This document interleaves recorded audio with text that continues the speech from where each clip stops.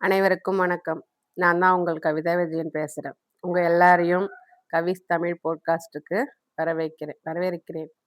இன்னைக்கு நான் பேசப் போற இந்த தலைப்பு, என்னோட இதயத்துக்கு ரொம்பவும் நெருக்கமான தலைப்பு. How I regulate my nervous system after narcissistic abuse. நான் ஒண்ணும் டாக்டர் இல்லைங்க. அதனால இது மெடிக்கல் டாக்கும் கிடையாது. இது ஒரு டெக்ஸ்ட் புக்க நான் படிச்சுட்டு, அதுக்கான எக்ஸ்ப்ளனேஷன் குடுக்க போறேனா? அதுவும் கிடையாது. ஆனா, நான் வாழ்ந்த வாழ்க்கையோடைய அனுபவங்கள் தான் இன்னைக்கு நான் உங்கள்ட்ட எக்ஸ்ப்ளைன் பண்ண போறேன், ஷேர் பண்ண போறேன். நான் இத எப்படி அனுபவிச்சேன்? அந்த நர்வஸ் சிஸ்டத்துல என்னென்ன பாதிப்புகள் எனக்கு இருந்துச்சு? அத நான் எப்படி தெரிஞ்சுக்கிட்டேன்? அதுலேருந்து எப்படி வெளில வந்தேன்? அப்படின்றத எனக்கு ஏற்பட்ட அனுபவங்கள் மூலியமா உங்கள்ட்ட ரொம்பவும் ஹானஸ்ட்டா ஷேர் பண்ணணும்னு எனக்கு ஒரு ஆசை. இந்த எமோஷனல் மேனிபுலேஷன், கேஸ்லைட்டிங், ஸ்ட்ரெஸ்ஸு இது மாதிரியான விஷயங்கள்ல நான் ரொம்ப நாளா என்ன கொண்டுட்டு போயிட்டே இருந்தேன். இது எல்லாமே நான் என்னுடைய மைண்ட் அதுலேருந்து தெளிவாயி வெளியில வந்துட்டாலும், என்னுடைய உடம்பு அத அத்தனையுமே ஞாபகம் வச்சிருக்கும். என்னுடைய அறிவுக்கு எட்டும். இதெல்லாம் இதெல்லாம் இதுதான் காரணம். நீ இப்படி இருக்கறதுக்கு இதுதான் காரணம். நீ இப்படி பிஹேவ் பண்றதுக்கு இதுதான் காரணம். அப்படின்னு என்னுடைய அறிவுக்கு புரிஞ்சுது. ஆனா, என்னால அத என்னோட வாழ்க்கையோட நிகழ்காலத்துல கொண்டுட்டு வர முடியல. காரணம், என் உடம்பு என் அறிவோட ஒத்துப்போகாம இருந்துச்சு. என் உடம்பு இன்னும் அந்த பழைய நார்சிஸ்டிக் அபியூஸ் இருக்கு இல்லைங்களா? அதிலேயே தான் இன்னமும் இருந்திருக்கு. அதனுடைய பாதிப்புகள் இன்னும் என் உடம்புக்குள்ள இருக்குது. ஸோ, நான் சரி பண்ணணும் அப்படின்னாக்க, என்னோட நர்வஸ் சிஸ்டத்த நான் சரி பண்ணணும் அப்படின்றது நான் தெரிஞ்சுக்கிட்டேன். எனக்கு தெரிய வந்த ஒரு உண்மை. ஸோ, அத பத்தி தான் இன்னைக்கு நான் சொல்லப் போறேன். அத அதாவது இன்னைக்கு நான் எதையுமே ஃபிக்ஸ் பண்ண போறதில்ல. உங்களுக்கு இந்த பிரச்சனை இருக்கும். இத இப்படி சரி பண்ணுங்க அப்படின்னு நான் சொல்லப் போறதே கிடையாது. ஜஸ்ட் என் லைஃப்ல என்ன நடந்தது அப்படின்றத நீங்க லிசன் பண்ணுங்க. இது உங்க வாழ்க்கையோட ஒத்து போயிருந்தது அப்படின்னாக்க, எனக்கு ஏற்பட்ட அனுபவங்கள ஒரு பாடமா எடுத்துக்கோங்க. நீங்களும் முயற்சி பண்ணி பாருங்க. சரிங்களா? ஓகே. என் உடம்புக்கு என்ன ஆச்சு? இந்த நார்சிஸ்டிக் அபியூஸால என் உடம்புக்கு என்ன ஆச்சு? நெறைய ஆச்சுங்க. எனக்கே தெரியாம நான் என் உடம்புக்குள்ள நெறைய விஷயங்கள உள்ள அனுப்பிட்டே இருந்திருக்கேன். அது வெளியில வர்றதுக்கு வழி இல்லாம உள்ளயே தங்கி இருந்திருக்கு. எப்படி அப்படின்னாக்க, நான் சில விஷயங்கள் என் உடம்புல இருந்த சில ஸ்ட்ரேஞ்சான அ ஒரு வினோதமான விஷயங்கள நான் நோட் பண்ணேன். என்ன அப்படின்னா, எனக்கு நார்சிஸ்டிக் அபியூஸ் குடுத்த அந்த நபர்கள் என் லைஃப விட்டு போயிட்டாலும், என் உடம்பு இன்னும் அவங்க என் பக்கத்துல இருக்கிற மாரியே ஒரு அலர்ட்ல இருந்துகிட்டே இருந்துச்சு. இதுதான் நான் கண்டுபிடிச்ச முதல் விஷயம். காரணமே இல்லாம என் இதய துடிப்பு அதிகமாயிட்டே இருந்துச்சு. எங்கேயாச்சும் சத்தம் கேட்டாலும், இப்ப நான் குழாய தொறந்து விட்டு தண்ணி வந்தாலும், ஃபேன் ஓடுனாலும், இந்த சவுண்ட தாண்டி யாரோ ஏதோ பேசுறாங்க. அது எனக்கு காதுல விழல அப்படின்னு பைப்ப உடனே நிறுத்துனேன். ஃபேன உடனே ஆஃப் பண்ணிட்டு, ஏதாவது சவுண்ட் வருதான்னு லிசன் பண்ணேன். ஸோ அது மாதிரியான பிரச்சனைகள். சைலன்ஸா ஒரு இடத்துல அமைதி இருந்துச்சு அப்படின்னாக்கா, அது பாதுகாப்பு இல்ல அப்படின்னு எனக்கு தோணுச்சு. நான் ரெஸ்ட் எடுக்க போனேன் அப்படின்னாக்க, அது எனக்கு குற்ற உணர்வ குடுத்துச்சு. ஐயோ! நான் இன்னைக்கு எதையுமே செய்யலையே! நான் இன்னைய நாள வீணாக்கிட்டேனே! அப்படின்ற மாதிரி. ரெஸ்ட்டுன்றது எனக்கு ஒரு குற்ற உணர்ச்சியாவே தோணிக்கிட்டு இருந்துச்சு. ஸோ, இது எல்லாமே சேர்ந்து எனக்கு ஒரு விஷயத்த புரிய வச்சுது. என்ன அப்படின்னா, அந்த அப்யூஸ் என்னோட எமோஷன்ஸ மட்டும் ஹர்ட் பண்ணல. எனக்கு எமோஷனலா மட்டும் காயங்கள உண்டு பண்ணல.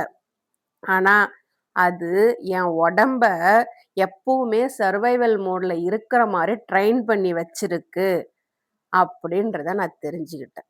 நான் தெரிஞ்சுக்கிட்டேன். எப்படி அப்படின்னாக்க, எனக்கு நான் ஏன் இப்படி இருக்கிறேன் அப்படின்னு நான் தேடி போனேன். நெறைய படிச்சேன்.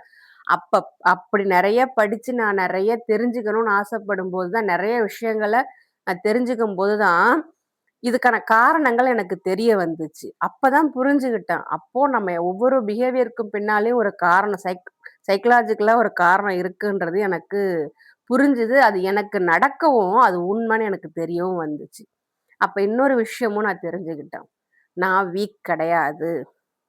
நான் உடைஞ்சு போனவ கிடையாது. என் உடம்புக்கு நான் என்ன குடுத்துருக்கனோ, அது அதனுடைய வேலைய செய்யுது. அது என்ன புரொடெக்ட் பண்ண பாக்குது. "நீ எனக்கு இதுதானே முதல்ல கத்துக் குடுத்த. அந்த இந்த நார்சிஸ்டிக் அபியூஸ் நடக்கும்போது பயப்படணும், அமைதியா இருக்கணும், சத்தம் போடக்கூடாது, எதிர்த்து பேசக்கூடாது. நீ அதானே எனக்கு கத்துக் குடுத்த. அதான் நான் செய்றேன்." அப்படின்ற வேலையத்தான் நம்ம உடம்பு இப்பவும் செய்யுது.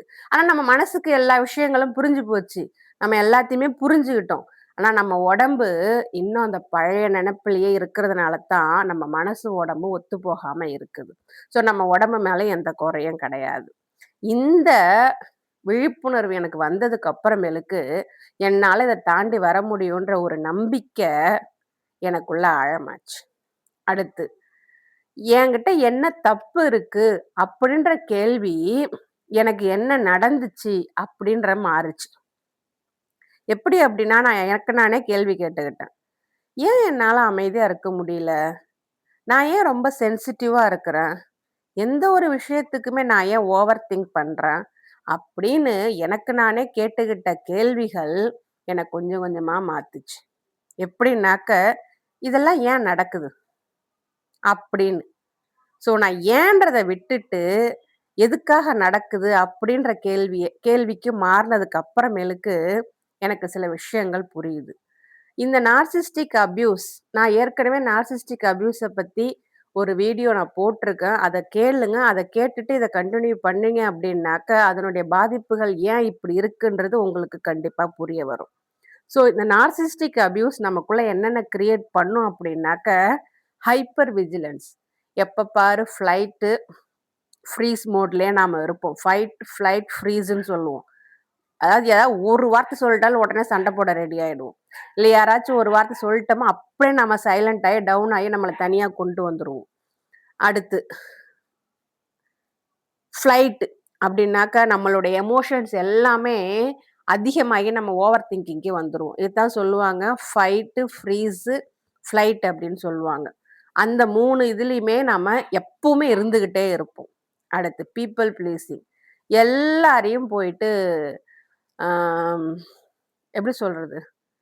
தாஜா பண்ணிட்டு இருப்போம். அதாவது நமக்கு தேவையே இருக்காது. ஒருத்தவங்கள்ட்ட நம்ம சிரிச்சு பேசணுன்ற அவசியமே இருக்காது. ஆனா, அவங்கள்ட்ட நம்ம சிரிச்சு பேசுவோம். ஒருத்தவங்க வந்து நம்மள வந்து மதிப்பாங்க நமக்கு தெரியாது. ஆனா, அவங்கள்ட்ட போய் நம்மள மதிக்கணும்னு அவங்கள்ட்ட போய் வேணும்னே பேசிட்டு இருப்போம். ஒருத்தவங்க நம்மள காயப்படுத்துறாங்கன்னு தெரியும். ஆனா, அவங்கள்ட்டயும் நம்ம சிரிச்சு பேசிட்டு இருப்போம். இதுதான் பீப்பிள் ப்ளீசிங். அடுத்து, எந்த ஒரு சண்டையும் வரக்கூடாது.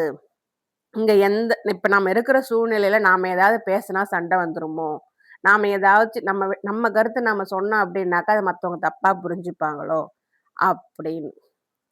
அடுத்து, நமக்கு வந்து ஓய்வெடுக்கவே தெரியாது. ஓய்வுனா ஒரு குற்ற உணர்வாவே நம்ம நெனச்சுக்கிட்டே இருப்போம். ஆனா உண்மையிலே நமக்கு ஓய்வு தேவை. அந்த ஓய்வு நம்ம உடம்புக்கு ரொம்ப முக்கியம் அப்படின்றத நம்ம உணராமலே இருப்போம். நாம இதெல்லாம் என்னன்னு தெரியுமா நெனச்சுட்டு இருப்போம்? இதெல்லாம் வந்து என்னுடைய பர்சனாலிட்டி போல. அதாவது எப்பவுமே ஒரு வித பதட்டத்தோட இருக்கிறது என்னோட குணம் போல. எல்லாரையும் பீப்பிள் ப்ளீஸ் பண்றது என் குணம் போல. நான் வந்து யார்ட்டயும் சண்டை போடாம அமைதியா இருக்கிறது என்னுடைய நேச்சர், என்னுடைய குணம் போல. அப்படின்னு நாம நெனச்சுக்கிட்டு இருப்போம். ஆனா உண்மையிலே அது நம்ம குணம் கிடையாது. நமக்குள்ள நாம ஏற்படுத்திக்கிட்ட இந்த நார்சிஸ்டிக் அபியூஸ்னால நமக்கு ஏற்படுத்தப்பட்ட பிஹேவியர்ஸ் அது எல்லாமே. இத வந்து நம்ம நெர்வஸ் சிஸ்டம் ரெஸ்பான்ஸ் பண்ணுது. அவ்வளோதான். புரியுதுங்களா? இது ஒரே நாள்ல சரி பண்ணிட முடியாதுங்க. ஆனா பொறுமையால கண்டிப்பா சரி பண்ண முடியும். அதுக்கு நான் ஒரு உதாரணம். நான் இத எப்படி ரெகுலேட் பண்ண ஆரம்பிச்சேன்? என்னுடைய நெர்வஸ் சிஸ்டத்த நான் எப்படி ரெகுலேட் பண்ண ஆரம்பிச்சேன்? அப்படியே ஒண்ணும் தாம் தூம்னு குதிச்சு இதுதான் அப்படி அப்படின்ற எதுவுமே நான் பண்ணலைங்க. 4 வருஷம் அனுபவம். 4 வருஷம் ரொம்ப டீப்பான, ரொம்ப ஆழமான பயணம். சரிங்களா? அத நான் ரொம்ப முக்கியமா சொல்லிக்கிறேன். எதுவுமே சீக்கிரம் என் வாழ்க்கையில நடந்துறல. 4 வருஷம் ஆச்சு. ஃபர்ஸ்ட்டு எனக்கு நானே ஒரு சேஃப்டிய உருவாக்கிக்கிட்டேன். எப்படி அப்படின்னாக்க, இதெல்லாம் எனக்குள்ள இருக்குன்னு எனக்கு தெரிஞ்சு போச்சு. நார்சிஸ்டிக் அபியூஸ்னால நான் பாதிக்கப்பட்டுருக்கேன்.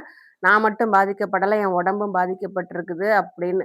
என் அறிவுக்கு எல்லா விஷயமும் எட்டிடுச்சு. ஆனா என் உடம்ப நான் சரிப்படுத்தணும். எப்படி நான் சரிப்படுத்துறது? உடனே ஹீலிங்க ஸ்டார்ட் பண்ணணும். முடியவே முடியாது. ஏன் அப்படின்னா, இத்தன வருஷமா உங்க உடம்புக்கு நீங்க குடுத்துட்டு இருக்கிற ஒரு விஷயத்த நிறுத்திட்டு, புதுசா ஒரு விஷயத்த உள்ள புகுத்துக்கினீங்கன்னா, அது ஏத்துக்குமா? கொஞ்சம் யோசிச்சு பாருங்க. கண்டிப்பா ஏத்துக்காது. சரிங்களா? அத நீங்க ஜட்ஜ் பண்ணவும் தேவையில்ல. நம்ம மாறணும்னு நெனைக்கிறோம். நம்மால மாற முடியலையே அப்படின்னு நீங்க ஜட்ஜ் பண்ணவும் தேவையில்ல. ஏன்னா, அங்க பொறுமை ரொம்ப முக்கியம். நம்மால சரி பண்ண முடியும். ஆனா, அத உடனே சரி பண்ண முடியாது. திரும்ப ரிப்பீட்டடா நமக்கு நாமே ஒரு சேஃப்டிய குடுத்துக்கும்போது, நாம இப்ப சரியாயிட்டோம். பழசு போயிடுச்சு. அது பாஸ்ட்டு அப்படின்னு நம்ம உடம்புக்கு சொல்லி, சொல்லி, சொல்லி பொறுமையா தான் இந்த ஹீலிங்க நான் ஸ்டார்ட் பண்ணணும். அடுத்து 2வது. நான் இப்போ ரெகுலேட் பண்ண போறது என் உடம்பத்தான். என் மனச இல்ல. அதையும் நான் புரிஞ்சுகிட்டேன். எனக்குள்ள நானே பேசிக்கிறது மட்டும் போதுமானதா இல்ல. எப்படி அப்படின்னாக்க, என் உடம்புக்கு அதாவது மனதளவில நான் தெளிவாயிட்டேன். ஆனா, உடம்பளவில என்னால அந்த தெளிவ வந்து பார்க்க முடியல. அப்ப நான் என்ன பண்ணணும்? என் உடம்புக்கு சின்ன சின்ன பயிற்சிகள குடுக்க ஆரம்பிச்சேன். சில நேரங்கள்ல ரொம்பவும் இந்த ஃபைட், ஃப்ளைட், ஃப்ரீஸ் மோட் வந்துச்சு அப்படின்னாக்க, என்னுடைய மூச்ச நான் கவனிக்க ஆரம்பிச்சேன். டீப்பா இன்ஹேல் பண்ணி, டீப்பா எக்ஸ்ஹேல் பண்ணேன். பிரீத்திங் எக்சர்சைஸ் பண்ணேன். நெக்ஸ்ட்டு தனியா உட்கார்ந்திருக்க பழகுனேன். என் உடம்பையும் உட்கார வச்சேன். அடுத்து ஸ்ட்ரெச்சஸ் ட்ரை பண்ணேன். நம்ம அவசர அவசரமா சில வேலைகள செய்வோம் தெரியுமா? அவசர அவசரமா கிளம்புறது, அவசர அவசரமா எழுந்திருக்கிறது, அவசர அவசரமா சமைக்கிறது, அவசர அவசரமா ஓடுறதுன்னு. அத நிறுத்துனேன். என்ன வேணாலும் நடக்கட்டும். பொறுமையா நம்ம ஏதோ ஒரு பயம் நம்ம முன்னாடி இருக்கிற மாரி, புலி நம்ம பின்னாடி வந்து தொரத்துற மாரி போயிட்டுருப்போம் இல்லைங்களா? அது எல்லாத்தையுமே நிறுத்துனேன். நான் செய்யற செயல்கள்ல நிதானத்த கடைபிடிக்க ஆரம்பிச்சேன். கொஞ்சம் கொஞ்சமா என் உடம்பு என்ன புரிஞ்சுக்க ஆரம்பிச்சது. அடுத்து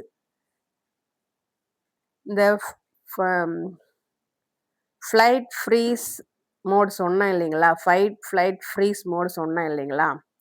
அதுல அதையும் நான் நிறுத்தனேன். எப்படி அப்படின்னா, எதுக்கெடுத்தாலும் வெடிக்கிறது. ஏதாவது ஒரு ட்ரிக்கர் வந்தாக்கா உடனே சண்ட போடுறது. ஏதாவது ஒரு விஷயம் நடந்துச்சு அப்படின்னாக்கா, அத பத்தி ஓவர் திங்கிங் பண்றது.